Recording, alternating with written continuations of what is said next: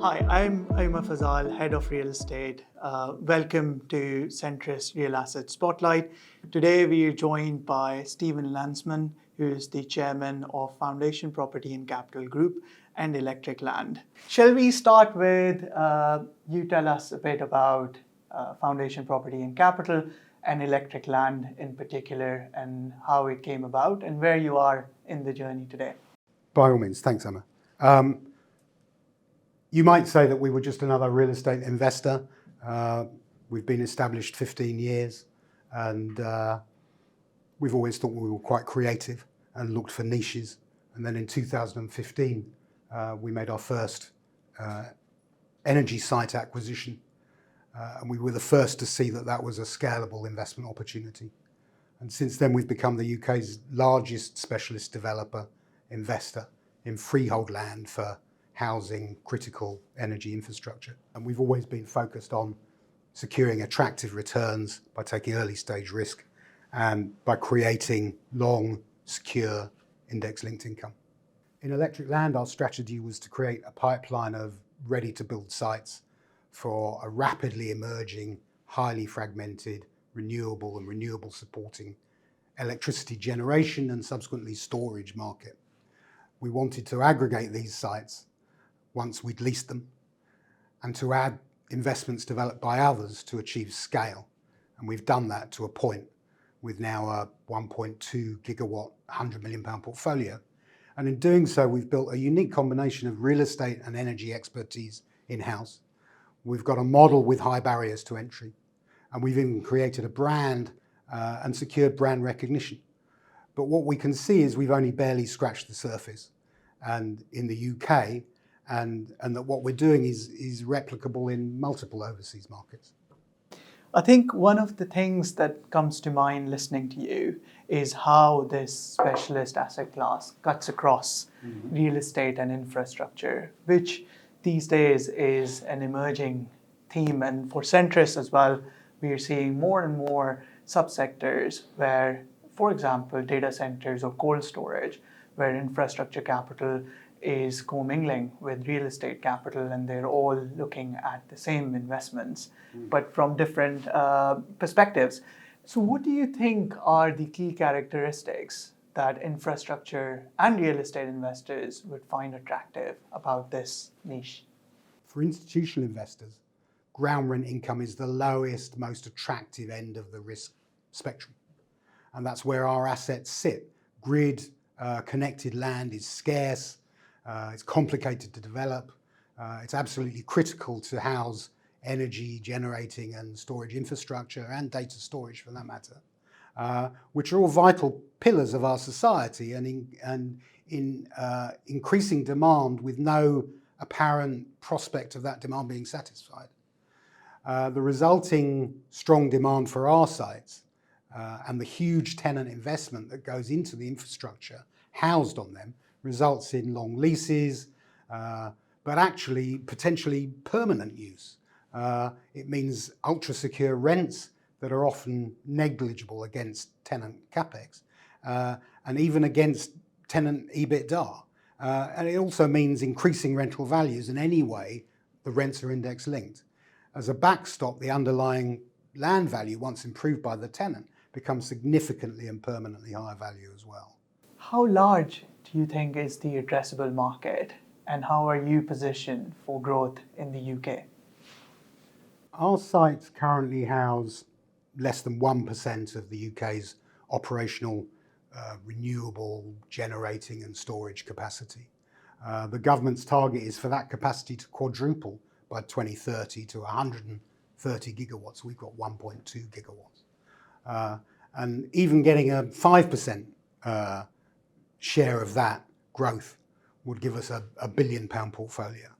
In terms of how you look at this sector, a lot of real estate investors would think about it in square meters or acres or square footage. And you mentioned gigawatts and megawatts. Would you give a bit of insight into how an institutional investor who hasn't looked into this sector previously should go about thinking about this? Well, it's a good question. I think you have to understand the scale of the market, and that is about gigawatts or gigawatt hours. It's about how many homes one battery storage facility or wind farm can power, and so that's why we use gigawatts or megawatts. And 1,000 megawatts is a gigawatt, of course, by the way. Is that how your operators and your tenants also assess the opportunity of a site? Oh, absolutely, absolutely. Their parameters are about scale. Most of them are chasing scale. And whilst each new technology, I suppose unsurprisingly, starts relatively small, over time, and given the availability of capital from the infra funds and other investors, the scale of these projects expands and expands. And the cost, of course, comes down as the project scale expands. So it seems completely compelling that projects will get larger over time. That's a very good point, Stephen, and we see that at Centrus as well. Given we have my specialism, real estate, but also a team focused on energy and infrastructure, who've been in this market for more than a decade at Centrus, and working on offdoors as well as offshore wind. And I think the journey in that sector, where offshore wind started as a negligible amount of power generation, to now the largest offshore wind farms in hundreds and even thousands of gigawatt of capacity. I think that goes to show where battery storage is sort of coming behind those to support and enabling that renewable infrastructure. And here at Centrus, we are fully aligned in that trend and thematic from our perspective. I think that's absolutely right. And it works well for us, of course. When we started developing, for instance, batteries, our first project was 20 megawatts that we got a consent for. And I think our first project that we took through to ready to build and leased was 10 megawatts. And that was worth the effort, but the scale of it is not interesting in terms of an investment opportunity, certainly not for institutions. And so we're delighted to have seen that as the market has matured, our operators have come to us wanting 20 megawatts, 40 megawatts, 60 megawatts, 100 megawatts. And now our largest projects in the UK are 120 megawatts. And that's going to be replicated and is starting to be replicated in Europe. It became obvious that because of the issues with grid viable grid connections and grid connection dates in the UK, that we were going to have to look elsewhere for our business, quite apart from how much demand there was. There's a limit to what demand can be satisfied when grid connections are now, for a new project, 10, 15 years away. So going into Europe was vital for us as we perceived it, and the market was 3 or 4 years behind us. And although we could see early projects that were also very small, 5 and 10 megawatts, immediately the market in Europe was much larger, because it was the infra funds that were funding projects in Europe, having become experienced in the UK or the States or Australia, and they wanted scale. They didn't want to do 5 and 10 megawatt battery projects. So very quickly, the market has moved on actually to longer duration as well, not just a 1 hour duration battery, but 2 and 4 and longer than that. And that's all very exciting and great business for us, but it does scale each individual asset, which is a good thing for our aspirations to create an investment vehicle of critical mass, in multiple markets.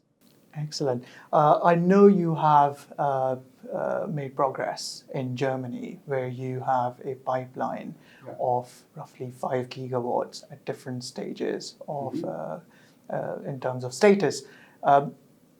How would you describe the German market and beyond on the continent? Well, the German market was attractive to us. It's a known business environment. It's a sophisticated business environment, and as it happens in batteries, which is what our pipeline is in Germany, and where we are prioritising our growth for the moment in Europe, it was suddenly in urgent need of that service, obviously because of what happened in Ukraine and COVID and environmental issues much more broadly. So Germany is several years behind the UK, but needing to move quicker, and we were delighted to see that grid connections were available over a much shorter period of time. So it was the most compelling market, and as it happens, we also had existing business relationships in Germany, some people that we'd worked with for a long time and very successfully, real estate professionals. And that really helps, because although there's a lot that we can do from the UK and there's a lot we can do with consultants in Germany, with real estate, there's no avoiding ultimately being able to look at and feel the property and understand the property. So, it's an unusual expertise that we have, this mixture of real estate and energy, and we're quite protective about it and quite excited about how unusual our team is. And it was great to be able to bring in some local experts fully into our team. How large is the addressable market for electric land, and how are you positioned for growth in the UK and perhaps also on the continent? Well, good question.